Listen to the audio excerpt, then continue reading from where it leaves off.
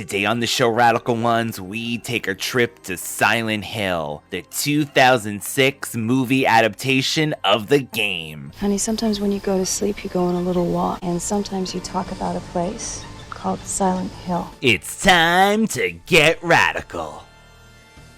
It has begun! This is where I start to have fun. Well, excuse me, princess. My name is Alice. I work for the Umbrella Corporation. The day Bison graced your village was the most important day of your life. But for me, it was Tuesday. Fatality. Shadow Demon, you shall not pass. Hey, paisanos, it's the Super Mario Brothers Super Show! Finish him!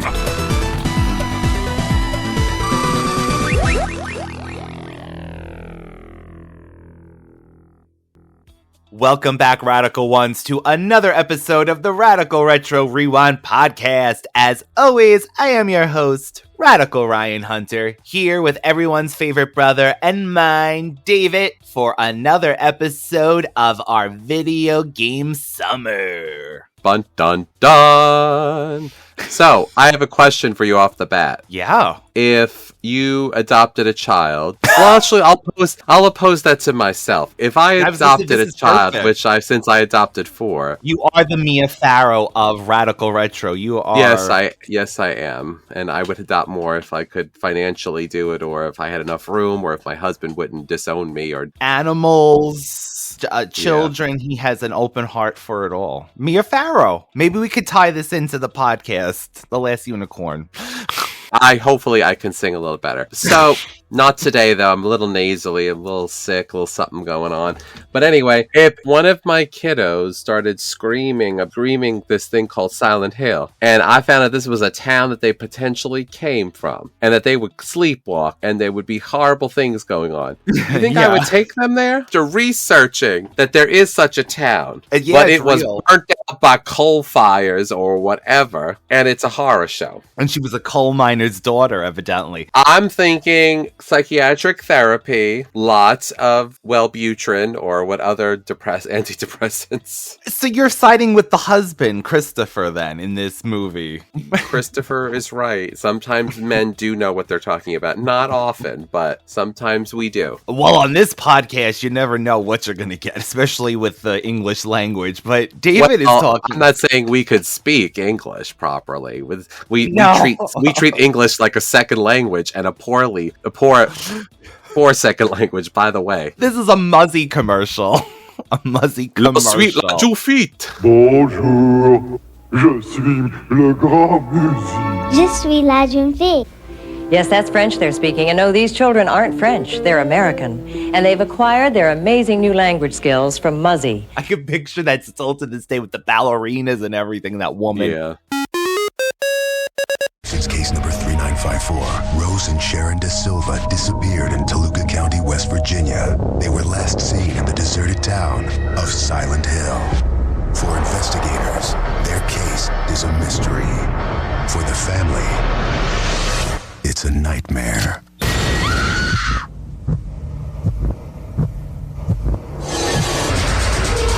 Silent Hill. Everything's gonna be okay. Rated R. So, Radical Ones, today, if you didn't guess, we are doing 2006's Silent Hill, which is Silent Hill! Silent Hill! So David and I went to the theaters to see this back in 2006, and David, what happened during that was we didn't both fall asleep in the movie and wake up when the movie theater was closed. That's a deep cut for our Radical Ones. But funniest thing, because I feel like the trailers only showed this one moment, which was the famous nurse dancing, and when it actually happened in the movie, it was a crowded movie theater, and some guy called out, and he said, Is this a Missy Elliott video? And the crowd erupted, or the latest Missy Elliott video or something. So true. So funny. Love it, love it, love it. So between that and Silent Hill, which we have been saying for years, it was bound to come up. And of course, during the video game summer, this is a video game series. And here we go. Silent Hill. Here we go. Roll that beautiful footage. I actually played the original one on PlayStation. It was not Resident Evil, but I enjoyed it. And definitely, I feel like a lot of moments, David, with this that I noticed, including there was even a part when Rose is in Silent Hill and she saw the map. And that's, I felt like very video game-esque. You see the map of where you're going, the hospital, the schools was setting, you know, the fog. This movie is described as Rose de Silva, who takes her adopted daughter Sharon to the town of Silent Hill, like David was mentioning earlier, for which Sharon cries while sleepwalking. Rose is involved in a car accident. Melatonin, Rose, melatonin. Maybe some Benadryl, girl. Rose is involved in a car accident near the town. She awakens to find Sharon missing. While searching for her daughter, she fights a local cult and begins to uncover Sharon's connection to the town's dark past. They didn't mention, David, the whole subplot with Andrea from The Walking Dead as Sybil the cop. This movie starts where, if I didn't know the plot, it literally was like Rose, our main character, went from the house to the jungle. She was in Tomb Raider. We're going video games. And all of a sudden she went through underground things and it literally opened up into a waterfall. So where do these people live off, by the way? Don't go chasing those Don't go chasing waterfalls. We find out that her daughter is calling out Silent Hill. Sharon! Sharon! She's there! Sharon! Honey! Home! We're going home. Silent Hill! Silent Hill! Rose! Wake up! Hey! It's okay, sweetie. Okay. We're here now. It's okay, baby. We're going right home. What are we gonna do? We'll get there. We'll find a way through this. We'll find a way. No. She said it again. I know. Come on, baby. It's okay. It's okay, baby.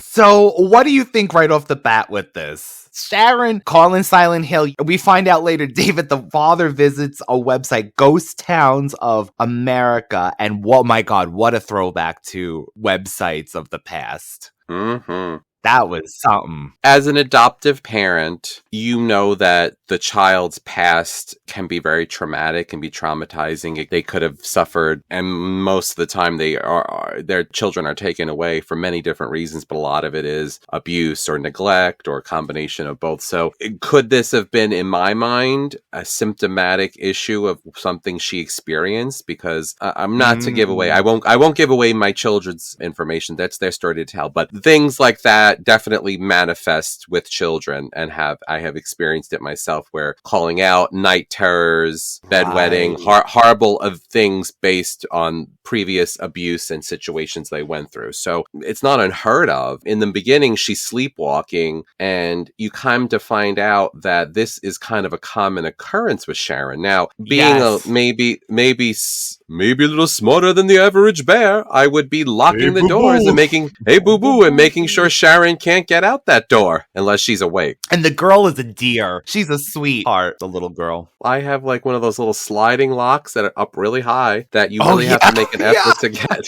Silent Hill! I know that sounds so like basic, but like, yes, if you have a spouse or a sister, or brother, or parent, or anybody, or a roommate that sleepwalks, there are certain things you can do to prevent them from leaving the home. And that's not going to psychologically hurt them, or they're not going to hurt themselves. I'm always worried about stairs with sleepwalking. Oh. But you come to realize that this is an ongoing issue, and it's actually been exacerbated over time. So Rose is trying to seek answers to, I don't know what. Obviously, this is She's hands-on.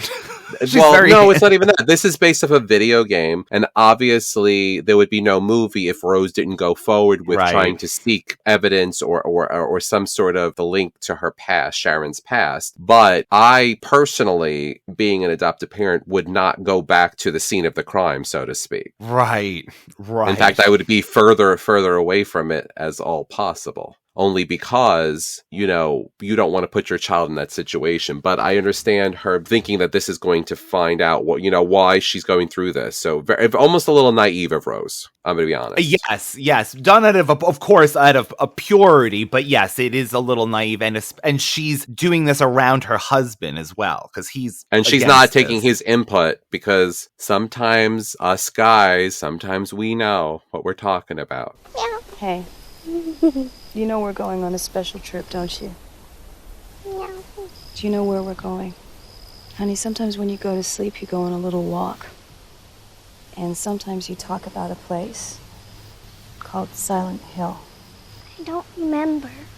Oh, that's okay, sweetie. That's why we're gonna go there. So you can remember.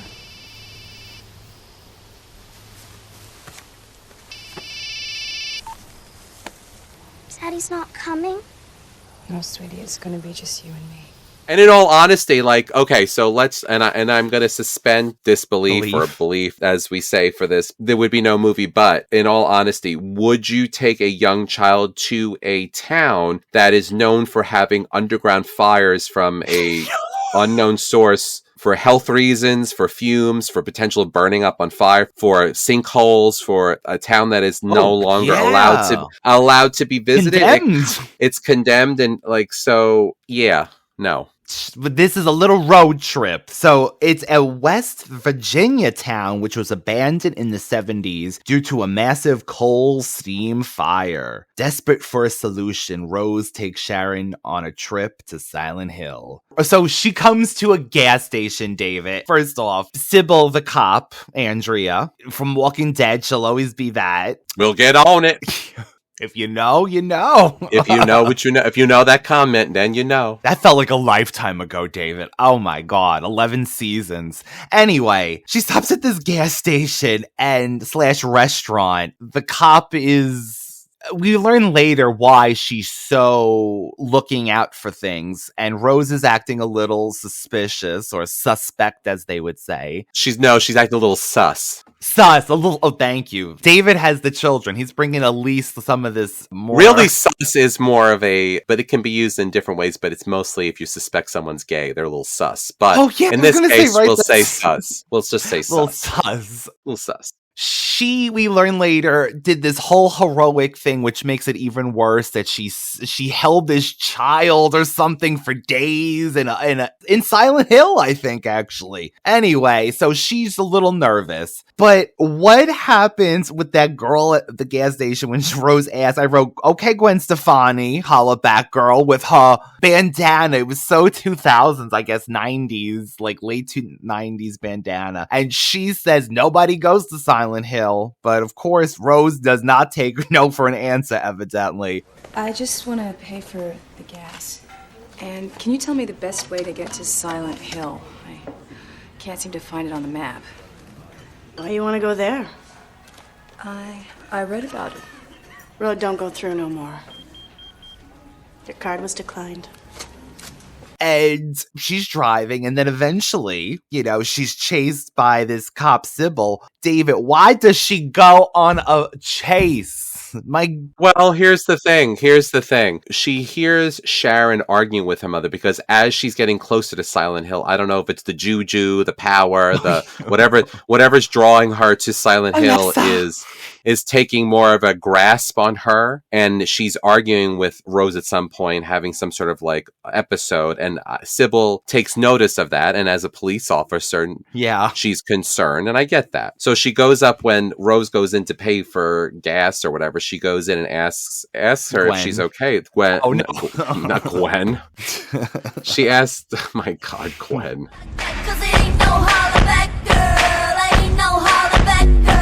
She asks Sharon if she's okay, and she's like, I don't talk to strangers, or I'm not supposed to talk to strangers. Smart. She rolls up the window. Point. But did you not get the sense that first of all, the husband cut off all of her credit cards so she couldn't use them? Yeah. Why'd you cut off the cards? Look, Chris, that's not going to stop me from taking her there. Listen, honey, we got to put Sharon in a hospital. She needs constant care, and she needs that medication. The medication doesn't work. She's getting worse every day. Honey, the adoption people said Sharon came from West Virginia. And Silent Hill is in West Virginia. I'm not giving up on her, Chris. I'm not. Have you actually read the websites, Rose? Yes, Chris. I read them. Just trust me on this. Please, just trust me on this. Listen, honey, I love Sharon every bit as much as I gotta go. I love you. Was there an alert out? Was there an Amber Alert out for her? Right. That makes more sense, David. He's like, my crazy wife has taken her to the ghost town. Now, and another thing, in all honesty, if your significant other was so dead set against this and they felt this was such a negative thing, wouldn't you at least try to do something else? Like, you don't get the backstory. Maybe she did see a psychiatrist. Maybe she was on medication. Right. I don't know, but it's like... Well, no, because didn't she say medication? The father, I think, at one point says maybe medication can help. I don't want to take the joy out of this horror video game movie, but the sheer common sense would tell you that whatever traumatized her, you don't want to reintroduce that, whether it's through familiar spaces or places or music or anything. Like even like sense can trigger a memory for people who've been through a lot. So common sense, even if you have the best of intentions, would kind of tell you, no, I'm not going to put my child someplace that traumatized them. So you almost feel like maybe they were being drawn by some other power, some other force. But at the same time, later on in the movie, not to give it away, Rose is confronted with this evil force, and she said, "You chose to come to Silent Hill." Your husband, matter of fact, said, "Don't do it." Shut your credit cards off. Yeah, didn't she say you chose to come here? Here we are. Anyway, so there's a chase. There's a chase. Keep your seatbelt fastened, honey. And again, I guess this is the way to get to Silent Hill. It's like the Dorothy Wizard of Oz treatment. I was thinking now for the first time that they died in this car crash, because we see that Rose goes off the road when the car spins because she sees the little girl, which we find out is Alessa Gillespie. That's funny because the first thing I wrote, and I didn't necessarily, maybe I did think about it, but I don't remember. I put Rose Sybil and her daughter Sharon must have all been dead, or they were transported to a different plane of existence. That's what I wrote down. Right. And I think both points could be seen as the movie goes on. Like, if you're looking for death and like a purgatory, you'll see it. If you're looking for like an alternate dimension, you could see that too. So the first thing that happens is, the daughter disappears. Sharon! The main, first crazy thing that happens is the sirens go off, the famous sirens. I'm surprised life isn't imitating art with the local, David knows, every time we're recording here, I always say Silent Hill because the local emergency building goes off. We see these, they look like the dancing Ally McBeal babies, but on fire. Ooga, shaka, ooga, ooga, I can't stop this feeling deep inside of me. This is what she sees. Or wait, David, does she see the other thing first? That armless... Doesn't she see Alessa's mother too? Which, David? Okay, I wrote, she always reminds me of the Cats musical commercial from the 80s and the 90s. Cats, the #1 family musical in America. Cats, the world's most thrilling theatrical event. Cats, the magic, the mystery, the memory will live forever. Cats, the 7-time Tony Award winner, the once-in-a-lifetime experience, the most exciting family musical. In a word, Cats at the Winter Garden Theater. Call Telecharge 212-239-6200. What is that, her name? It's the one that Jennifer Hudson plays. She looks like that, the one who sings Memories. Touch me, it's so easy to leave me all alone. Miss Mistopheles. No, that's the other cat. Memories of my days in the sun. I don't know. Doesn't she look like that though? Like she she's looks like wearing... a matted mess. She's got this hair that's connected to her clothes almost. And yeah, she's in these robes. God help us. She sees that too, yes. But I also feel like her and Sybil, because Sybil arrests her at one point because she thinks basically that, yeah, she kidnapped this child or something. Well, she said that a child was thrown down into one of the coal pits or something. Oh, that's the kid that like some psychopath like tried to kill a kid. Why were you coming up here in the middle of the night? I thought it would help her. Oh, you people. You get off the highway from whatever big city, bringing all your sick problems with you. Why aren't you listening to me? We had a guy come up here 2 years ago. Snatched a little boy from a rest stop, dropped him into a mine vent. I never want to see anything like that again. Look, I don't know what you're thinking here, but you're not helping. There is no way I would ever harm my own daughter. How do I even know she is your daughter? Come on. And I get that. And in all honesty, unfortunately, the world we live in, yeah, that's a possibility. But shouldn't she have run like on her little computer or something that this is like, what's the situation? This is her like who it's owned and who owns it and a driver's license and the whole shebang before she didn't assuming... have time to. Rose took off like she was a bat out of hell. No, you mean at the gas station, right? Well, I mean, in general, like, and first of all, there's a little girl in the car. She could have followed this person and not created a chase. You know, really, I mean, I don't know. I mean, maybe because the emotion was there, but I thought there was a law about not chasing if there's a possibility of, you know, harming others or whatever. Like, shouldn't she have just stayed back from her and then just like seen, you know, I don't know. I wasn't there. No, it one was the heat of the moment. This summary here that I could see, like, of the summary, it says Sybil encounters and tries to arrest Rose while attempting to bring her to the local police station. They realize they are trapped. All roads out of the town end in a mysterious cliff. And by the way, we didn't mention, it looks like snow, but it's a constant ash flow. So like David was saying, that horrible for the lungs, I can imagine. You would suffocate. It would suffocate your lungs after a while. So they realize they're trapped and they encounter inhumanoid creatures and they learn of Alessa Gillespie, like I said earlier, a young girl burned as a witch by the Brethren, the town's cult. Her mother, Delilah, I want to say, wanders the streets as an outcast, or the cat from that musical. Guilt-ridden over her neglect that led to Alessa's suffering. In the real world, the husband is searching. And David, get this. The husband part was added after the studio mandated that they had to have some kind of male presence because there was too much female characters in the movie. So the whole cop / the father searching, which I think it helps show that the father's a loving father and you get a little more history, but evidently that was not part of the original script. Directory assistant. Toluca County Archives, please. One moment. Archive. Yeah, listen, do you have the records there from Silent Hill? Which records, sir? The police records? Sorry, sir, those records are confidential. Well, no, I can't. Sir. No, listen, Sorry, sir, I can't access that information. Listen, goddammit! Sir, this is an emergency! I can't help you.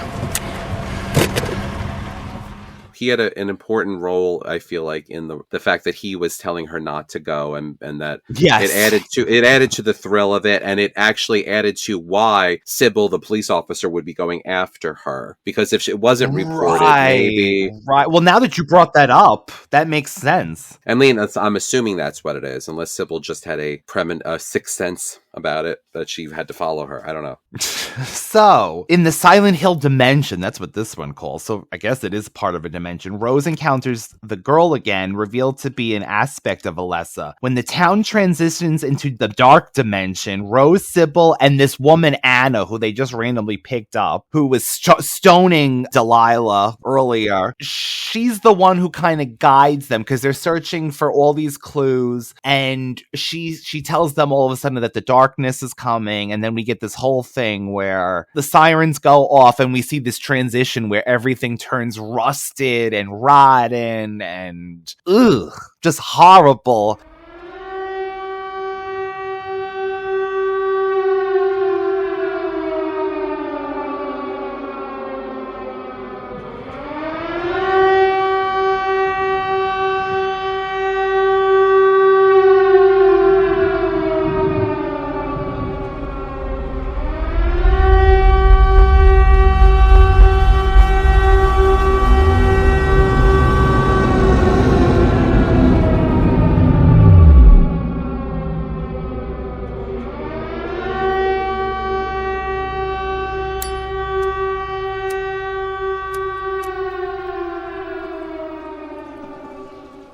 And the pyramid character, which is from the games, appears. And oh my God, David, he just mutilates this Anna woman. He rips everything off, the clothes, the flesh. And they're running towards this church, which is sanctuary. They become first encountered now with this cult and this cult leader and this female. What the hell is her name? Christabella? Yeah. Christabella. Ooh. This is a sanctuary! Please, Christabella, they lured my Anna. They gave her to the fiend. Eleanor, you must remember that Anna went against our laws. She went alone outside into the devil's playground. She was not the responsibility of these two strangers.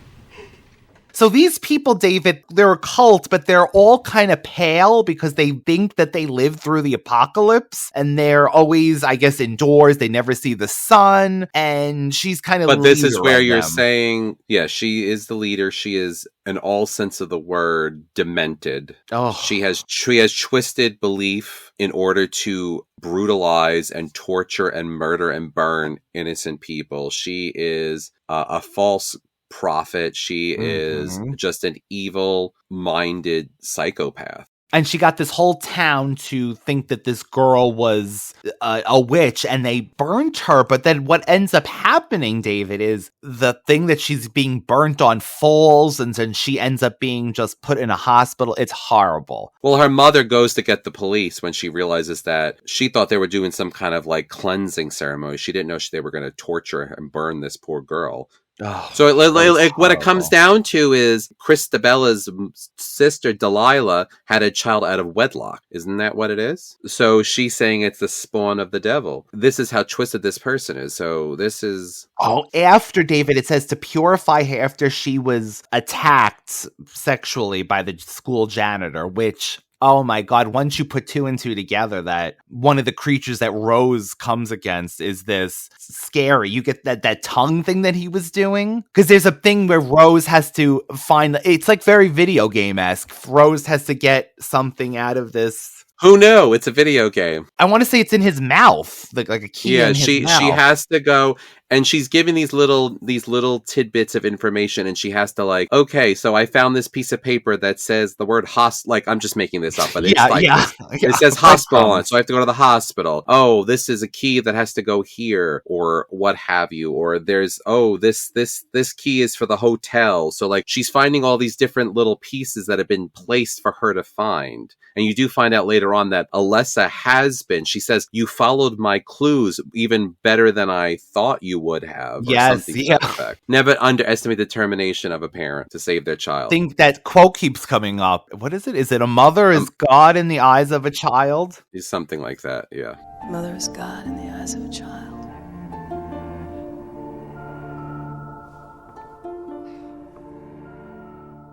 So this whole theme of motherhood, children, and we see that Rose is this. Wow, now we got. We have those things where parents lift cars off of their children, like summon the strength to be able to do things like that. It's like you don't know, but the same thing. Like I don't know. As a parent, you do get that. I know this is crazy. I know. We gotta calm right down because my kid is not here, and I've got to find her before this happens again. I honestly, you're gonna laugh. It's not lifting a child off a car, but I carried my son throughout all of Disneyland for basically the whole time we were there, and I'm talking hours upon hours. And I'm sorry, he's not he wasn't a lightweight, and to be able to do that, it's just out of sheer love and wanting to, make sure he's safe and whatever. So you don't know what you're willing, able to do, and it's obviously not the same as lifting a child, a car off a child. But I'm just saying, you just don't realize what you can do. Yes, what you can get your body to do and hold up to. That's a whole other aspect. We get this whole thing before it's revealed that this woman is completely crazy. You get the idea. They get clues that she's got to go to the hospital, right? That's where the demon or the witch. But in other ways, you're also seeing like she goes to the school because she has a drawing that Sharon had Right. made of the school.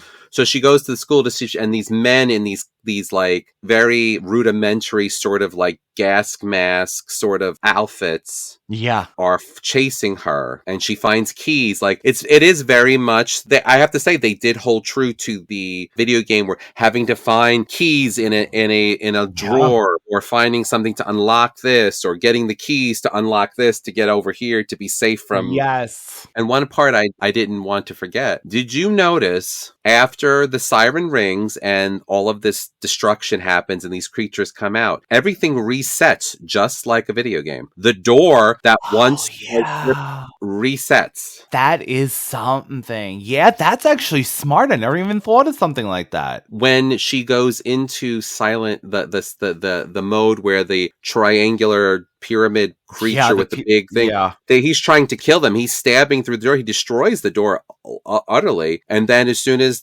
he gets drawn back and the light comes back and the door is fine. So it's almost like, again, that's another plane of this existence too, but it works for the video game aspect of resetting. So it is funny how it works out. That's why I think this is, I mean, it's not the Silent Hill adaptation blow by blow. It was a father and a daughter in the first one, but it gives you the elements of a video game at the same time though, but it could be for everybody and it could be for the fans. I think this does it better than even the first Resident Evil movie. I hate to say that. No, I agree. Honestly, I thoroughly enjoyed this movie. I was like, oh, I remember it, and we quote it and we laugh about it, but like I really enjoyed like really reading into certain things and seeing different aspects of it. So we brought up this before. Well, if they are dead, we can totally see this aspect, like when she finally gets to the burnt Alessa in the hospital, and then she gives her the story with an eye appeared to her, because you see this poor girl who's been in this bed, burnt, suffering, wrapped,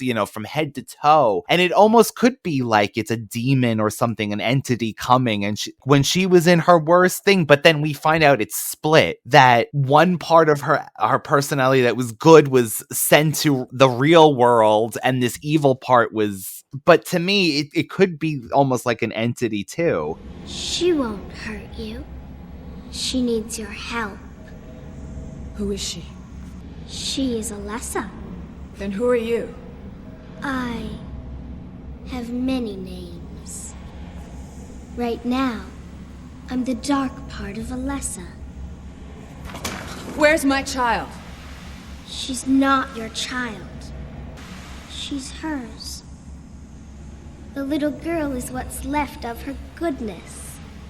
We hid her in safety. I put Alyssa is trying to show Rose what she went through, and the good part of her spirit was made flesh and adopted by Rose and Chris. Okay, right. And then right. I also wrote Silent Hill is a manifestation from Alyssa's hate that grew after she was tortured and burned. Ooh.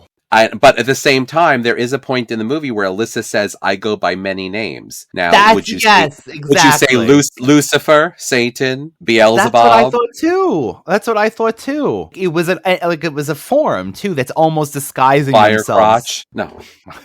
Fire crotch.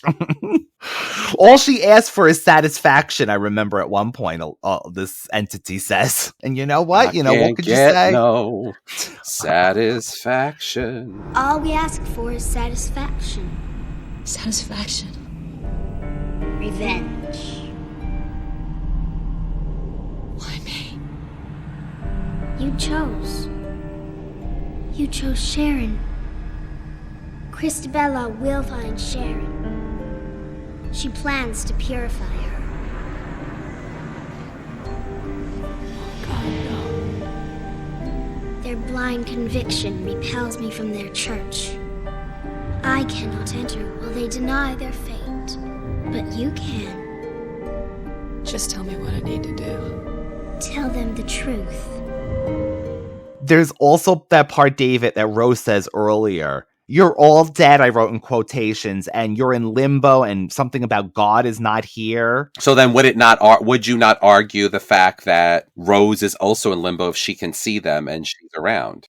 Yeah, that's what I don't get. Either they crashed and died, they went off the side of the cliff. Right. Because there's also a part where Chris, the husband, shows up and the police stop him because they know the secrets of Silent Hill, the police chief or whatever, in this small town. It's always got to be some small town police officer knows what's really... And in an orphanage. They find the car and they find the motorcycle. And her car, though, is in Silent Hill, though, in that dimension. Do you go into Silent Hill once you pass through a threshold? Or do you die and they got pulled into Silent Hill because they died on Silent Hill ground?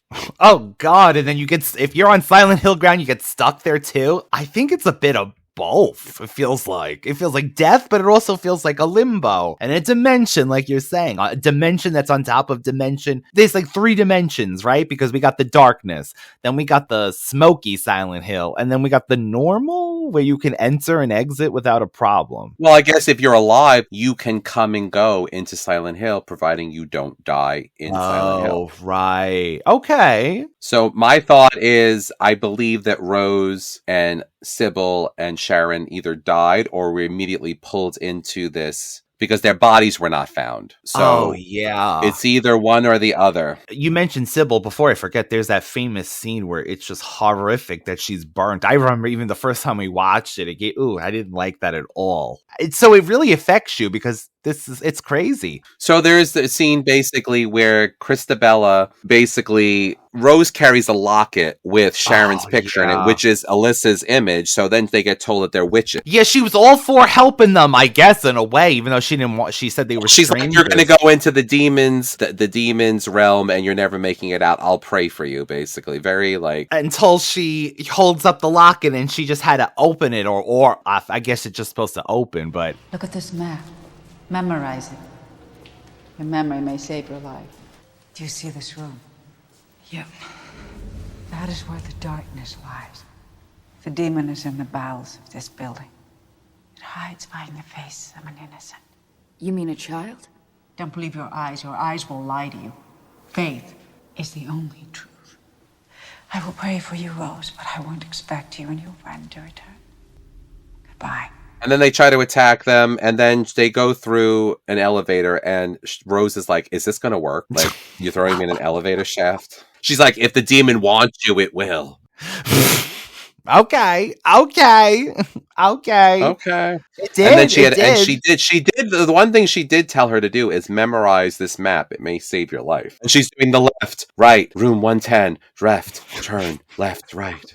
I would have just taken a picture with the phone. Oh, David, that's the thing. It drives me crazy. Like, every time I see this movie, that cell phone around her neck. Now, Radical Ones, if you want a costume for the upcoming season, be Rose from Silent Hill. I wrote, you just have to walk around with a cell phone from the 2000s around your neck the whole entire time. It never came off.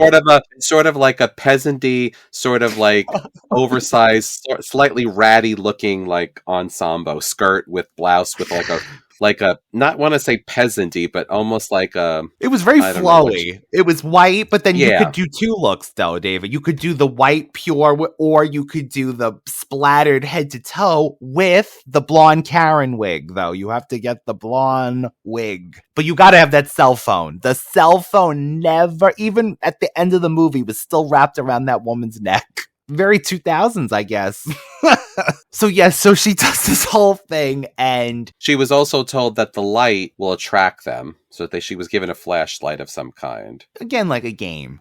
So she goes through the hospital, she goes through this, and then we get that. She goes through the dancing nurses, the chorus line nurses with the little pierogi faces. With the pierogi faces, because they got.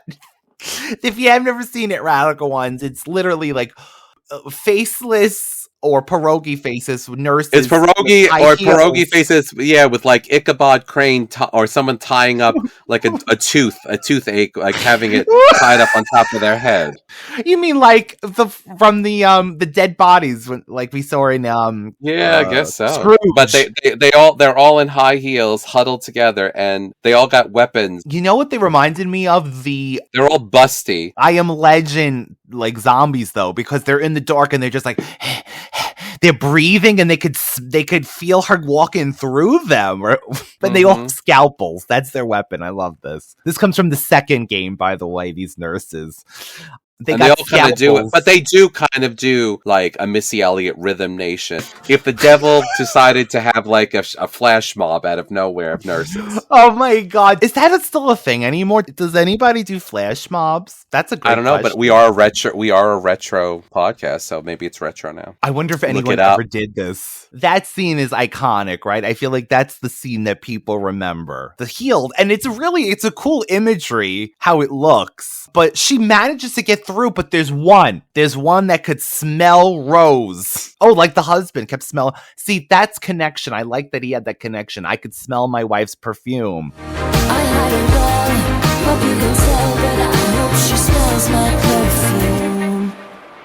You know, he really wanted to find them. Yeah. I turned the credit cards off. Oh, I forgot all about that. Now you made me think he turned the credit cards off. So the wrap up of this movie, like we said, she explains, she finds her in the bed, she explains this whole thing, and then she says there's a way basically to help because she can't enter the church, which is odd because she said if they believe in it, then she can't, which is okay. Now, this is something that I have my whole life have toyed with or thought about. You know how they say that if you want to go down the rabbit hole, how they're always talking about the end of the world because it's like you're trying to manifest the end of the world. If enough people believe the world's going to come to an end, then it will because you're sending energy out into the universe. So I feel like what she's saying is their blind faith in this twisted prophet preacher is almost greater than Alyssa, whoever it is.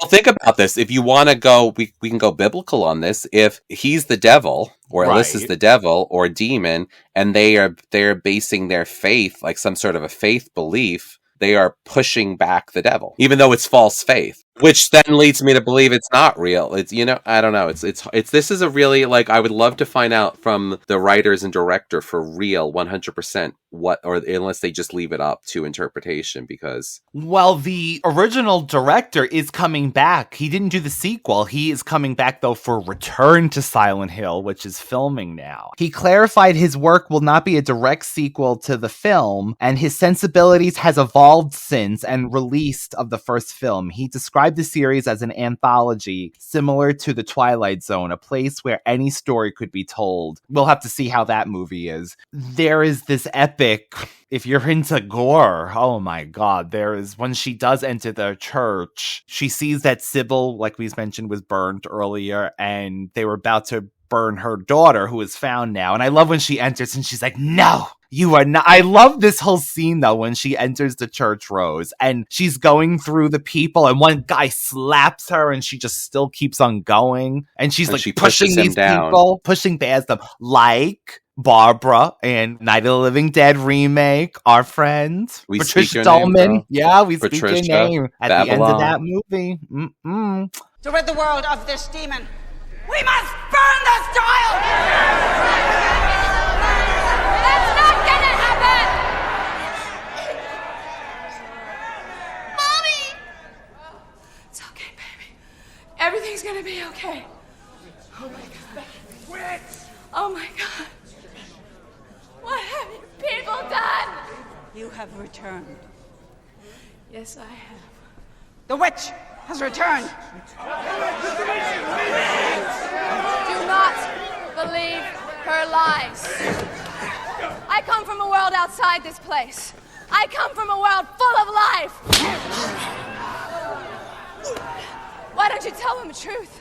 Tell them the truth that you deny even to yourself. There was no apocalypse. You burned in the fire that you started, and nothing can save you, because you're already damned! Take her! Burn her! That's your answer. Burn anything you're afraid of. Burn anything you can't control. This woman uses your fear to control you. She led you to burn Alessa Gillespie. She led you to burn an innocent child. But you will not deny your guilt, and you cannot deny her pain. That child was sin incarnate. No. It's you who have sinned. You darkened the heart of an innocent. And now you cower in the face of Alessa's revenge. Heresy. Burn her! Burn her! Your faith brings death! You are alone in this limbo. And God is not here. Rose confronts Christabella and tells her that you're a liar, your faith brings death, you have manipulated these people into hating, you've done this, and she cannot, and people are starting to listen a little bit, and so she gets pissed and she stabs Rose. But unbeknownst to her, the blood that comes out of Rose is actually... It's venom-like. It's like the manifestation of Alessa allowing her into their little twisted church of the poison mind. And it ends up healing her, David, right? Because so she doesn't take the blow. Like, well, when it comes out, it seals up Rose. Such a weird thing because Alyssa, to me, is vengeful and evil. Even though she has every right to be vengeful of these people that tortured her, she's vengeful and evil. But at the same time, she does... I don't think she particularly wants to harm Rose, because Rose took care of the only goodness that she had in her. So her manifestation of Sharon, which is a part of her. So that nurturing factor of it, I think that that's the reason why Alessa also did not harm her mother. Right, because that's at the end. She asks, why didn't she kill me? And then that quote comes around again. Rose has had it, and she's like, but the mother is a god and a child.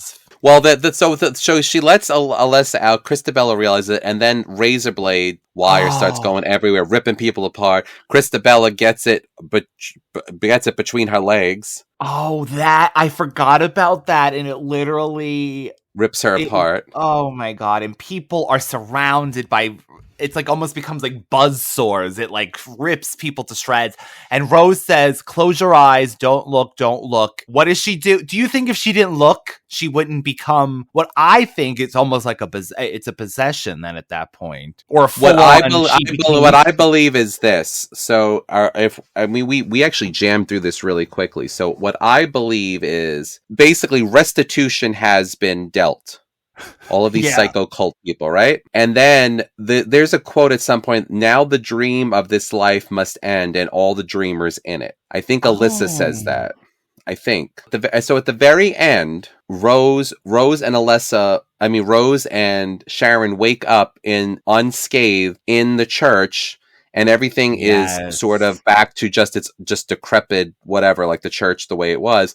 They walk out. Rose instinctively goes to the car. The car starts. After it doesn't for a second. Yeah. And she drives home. Calls the husband. And she tries to call the husband, and the phone does ring, and it's almost like when people say like the dead are trying to communicate. Yeah, right. Because it's like static on the line and stuff like that, and she's like, I'm sorry, but we're whatever.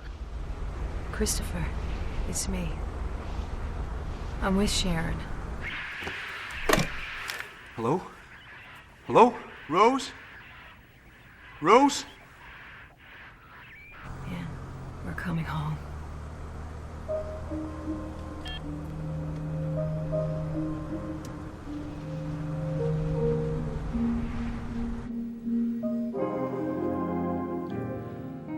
But here's the kicker. When they pull up, it's all cloudy and white. So they go into the house, and then it flips over to the husband where everything is light and bright and clear. But they're in the other side. So I'm assuming that Alessa / Sharon is holding them in their own little dimension or plane or purgatory, because they're clearly not on the same plane as the husband, because the husband is laying on a chair. Rose is sitting across from him. He's not there. And it's bright and clear where he is, a normal day. And where she is, it's kind of sullen, gray, and darker and cloudy.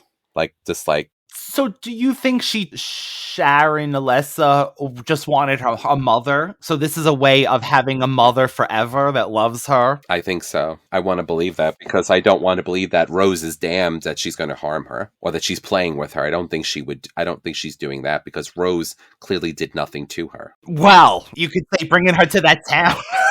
I think no, but I think Alessa wanted her story to be known, what really happened to her, and I think that she now combined back with Sharon, so she has that good and that evil in her. Oh. And I think that she is now whole, and I think she's on a different plane with Rose, and Rose is her mother, and she like essentially wants to stay with her indefinitely. Damning Rose in a way. Yes. I think it's a really powerful ending because I remember always just going, oh man, wow. As of now, David, I do have a schedule to watch the sequel. From researching, we do see Rose again in a cameo. We see the father again and Delilah. So, hey there, Delilah. Hope you clean What's yourself it like up. in New York? What's it like in Silent Hill? Yes. Girl, you look so pretty. I hope she's doing well.